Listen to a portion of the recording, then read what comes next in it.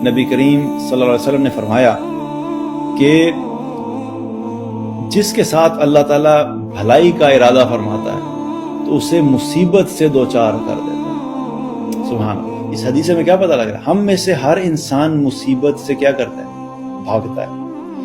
یا اگر کسی انسان کی زندگی میں مصیبت آئے تو پہلی چیز کیا آتی ہے ذہن میں اللہ کا بڑا نافرمان، میں بڑا گناہ گار ہوں، یہ مجھے میرے گناہوں کی سزا مل رہی ہے۔ ٹھیک ہے، کچھ کیسز میں یہ بھی ہوتا ہے، اللہ تعالیٰ کبھی کبھی انسان کو اس کے گناہوں کے نتیجے میں بھی مصیبتوں میں ڈالتا ہے، لیکن یہ چیک ہر انسان خود اپنے اوپر کر سکتا ہے۔ بہت سے لوگوں میں یہاں پہ یہ کنفیوژن ہوتی ہے کہ جی مجھے بتائے کہ یہ جو ہمارے گھر میں ایک مصیبت آئی ہے، یہ ہمیں بتائیں کہ اللہ کا عذاب ہے یا آزمائش ہے۔ تو اس کا جواب ہر انسان خود دے سکتا ہے۔ اس کا جواب کیا ہے کہ یہ چیک کریں کہ کیا آپ کی زندگی میں اللہ کی نافرمانی ہے۔ اگر نافرمانی کی وجہ سے مصیبتیں آ رہی ہیں تو سمجھیں کہ وہ اللہ کی طرف سے عذاب اور تنبیہ ہے۔ لیکن اگر نافرمانی نہیں ہے اور آپ اللہ کے فرما بردار ہیں تو فرما برداری کے نتیجے میں جو مصائب آ رہے ہیں وہ اللہ کی طرف سے بھلائی اور خیر ہے اور آپ کے لیے آزمائش ہے۔ تو اس حدیث میں کیا پتہ لگ رہا ہے؟ اللہ تعالیٰ جب کسی کے ساتھ بھلائی کا ارادہ فرماتا ہے تو اس کو مصیبتوں میں ڈال دیتا ہے۔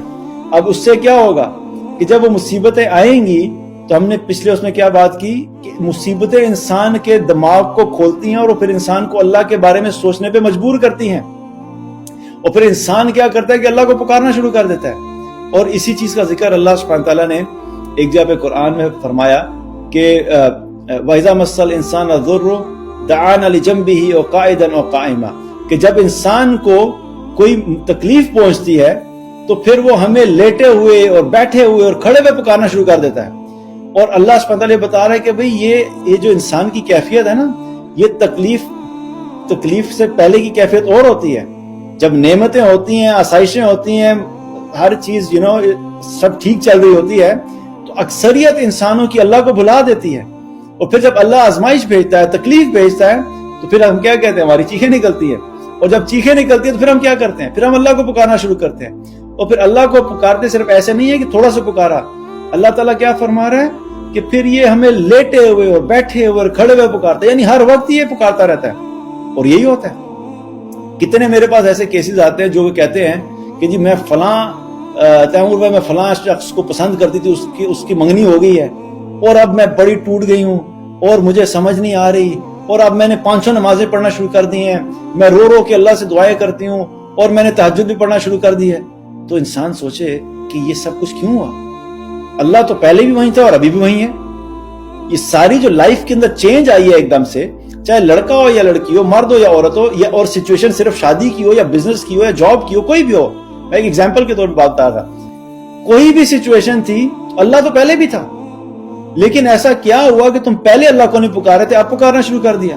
اسی چیز کا اللہ نے ذکر کیا ہے کہ جب انسان کو تکلیف پہنچتی ہے تب یہ ہمیں کیا کرتا ہے؟ لیٹے ہوئے بھی پکارتا ہے اور بیٹھے ہوئے بھی پکارتا ہے اور کھڑے ہوئے بھی پکارتا ہے۔ تو مسئلہ ہمارا یہی ہے کہ اکثریت انسانوں کی اللہ کو اس وقت یاد کرنا شروع کرتی ہے جب مشکل اور مصیبتیں آتی ہیں، لیکن یہ بھی ایک بلیسنگ ہے کہ اگر مشکل اور مصیبت میں بھی انسان کا دل اور دماغ اللہ کی طرف متوجہ ہو رہا ہے تو یہ بہت بڑی بلیسنگ ہے۔ اس پہ بھی اللہ کا شکر ادا کرنا چاہیے کہ اللہ سبحانہ تعالیٰ نے ان مصائب کے ذریعے سے، ان مشکلات کے ذریعے سے، ان آزمائشوں کے ذریعے سے میرا دل اور دماغ اپنی طرف پھیر دیا، کیونکہ بہت سے ایسے لوگ بھی ہیں کہ جو پہلے بھی اللہ سے دور تھے، لیکن جب ان کی زندگی میں مزید مشکلات آئیں، ان کی اپنی نافرمانیوں کی وجہ سے آئیں، یا ویسے ہی اللہ نے تنبیہ کی، تو ان مشکلات کی آنے کی وجہ سے وہ اللہ کے قریب ہونے کے بجائے وہ اللہ سے اور دور چلے جاتے ہیں۔